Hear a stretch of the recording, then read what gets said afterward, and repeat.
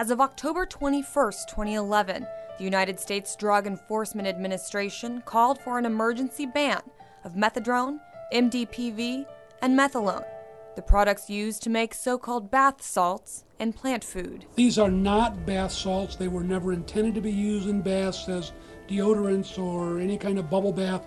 These were designer drugs made specifically for people to smoke and get high.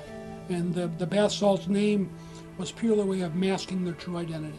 A scheme Yuma Regional Medical Center's Director of Pharmacy, Tom Van Hassel, says worked all too well. They were not thought to have any serious side effects. It's like, okay, this is like I'll try this and I'll get high. There's no side effects because it's not a controlled substance, so it can't be bad for me. And what we found out is obviously that's not true.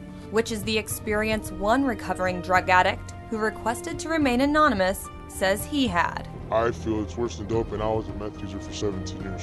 Looking for a safer way to get high, he thought bath salts might be the answer. It's nothing. This is cool. I can handle this. No, it's not the case. Where I was attempting recovery, and when I saw this designer drug that I could get the same high, but I don't have to say, hey, I got high on meth. Well, I went ahead and did. So he took 1 gram a day for 7 days. I'll be honest with you, I didn't realize what I was doing. When I used to do other drugs back in the past, I never had hallucinations like this. And these were so vivid that it freaked me out, but I just couldn't stop until I ended up in the hospital. Vivid hallucinations are a common side effect of the drug. It's said to be a sort of imitation for cocaine or LSD, and the effect can be deadly. My muscles apparently were breaking down trying to get hydration from somewhere. So I was pretty much getting ready to die. My organs were about to shut down is what I was told.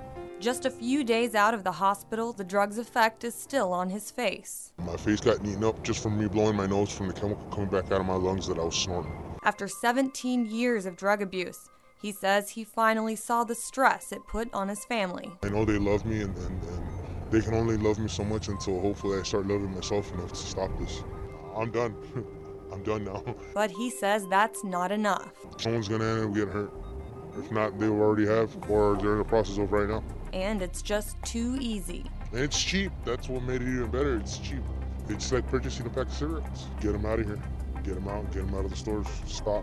Which is exactly what officials in Arizona are trying to do. We're really trying to help protect the public and not make them available for kids or young adults who may not understand the dangers of these agents. Van Hassel says people find ways around the current law by creating new chemicals. That way they aren't on the controlled substance list.